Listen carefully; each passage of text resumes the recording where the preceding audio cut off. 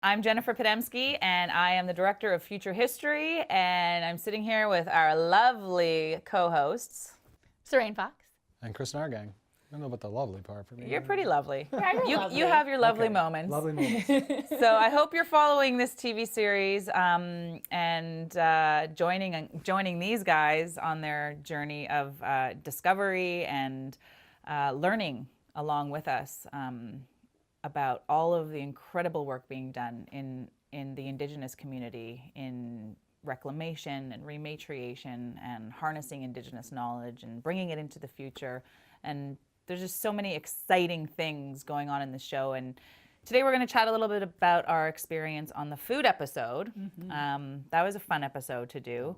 Not that we did any of these in order, but that was, as it came together, it was a fun episode to do.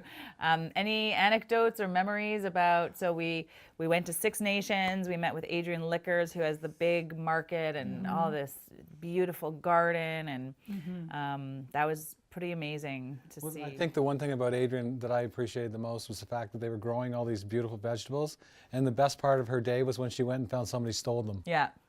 What?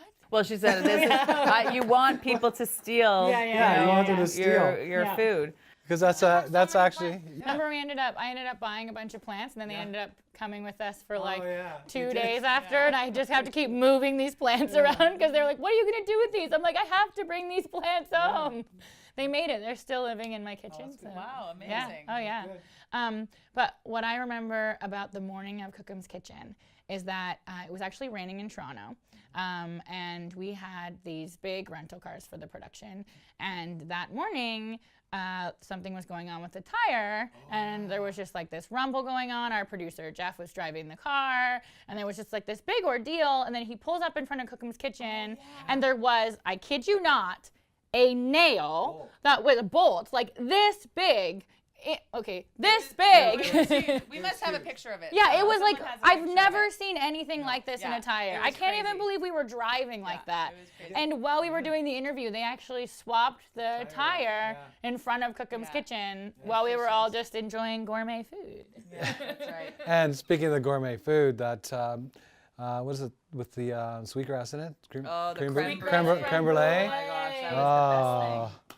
That was heaven on a spoon. Seriously. And we didn't show it on the camera, but we were walking around in between feeding everybody on camera a taste of this stuff. It was so amazing. It's the most amazing thing I'd ever eaten, I think. And I think, not to be political, but because I have this opportunity, I think since we started filming, Cookham's Kitchen actually ended up a little bit in the news because of some of the traditional foods they were serving, like country food from the north. And so I just want to put it out there. I totally and absolutely support the work that's being done there, and that until people realize that Indigenous people have to have agency over what was ours first, then you can't say that there's any reconciliation. So attacking Cookham's Kitchen for their use of seal means that Canada still has no idea what reconciliation is. So y'all, if you're non-native and you're watching this, you need to do some work on that.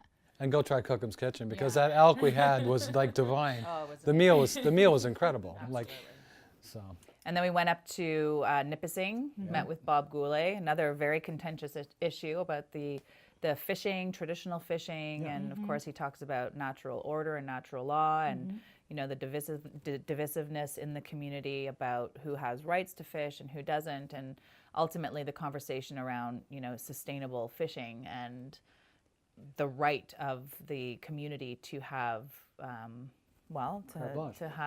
fishing from here until And that was a big issue for me when I went up there, because in my community we had to go to court. I took it to court as chief, and one of our men was charged, and we took it to court and actually had our rights reaffirmed. So my community can hunt and fish and gather all they want. So any time of the year or whatever we want, and everybody goes, "Oh my God, you can do whatever you want." But I mean, there's very few people that do that, and we have rules. If you get caught selling it, you don't have any support from the band. And that's what they did up north in Nipissing, and they actually said, okay, we have to be responsible here. It's not just about us. We're going to take it for commercial fishing, but we're going to keep track of it. We're going to keep the stocks up, and we're going to take an active role in making sure that stock comes back. But when you watch the newspapers, and I watched and I read everything before I went up, and the hoopla and the problems and the issues and the racism, and I couldn't even read anything after the article because it was so bad.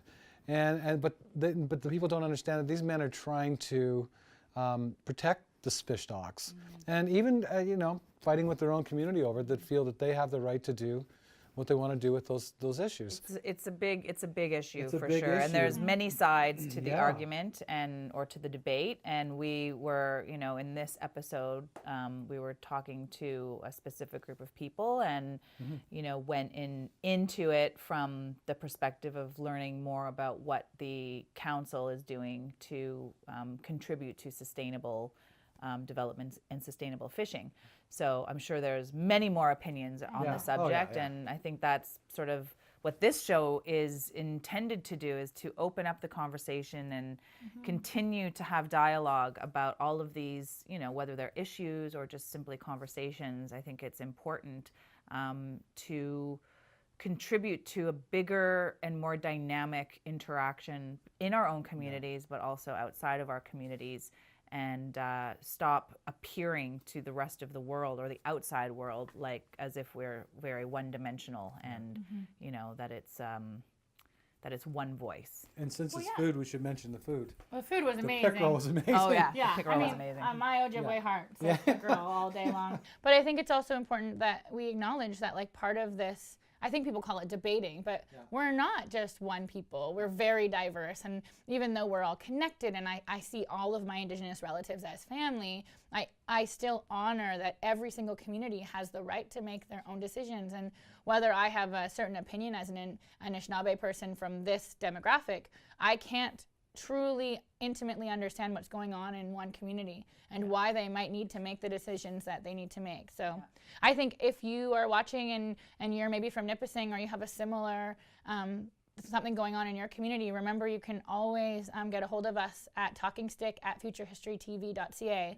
I think that's a really powerful way for us to continue this conversation even off the air. And you can send in a video, and we can post it on our Talking Stick series on social media. And basically just, as Sarain said, continue this conversation. So thanks for joining us, and hope you enjoyed this little banter, and I hope you're watching the show, and I hope you're following us on all the social media platforms. And until then, see you later. See you. Bye, my pea.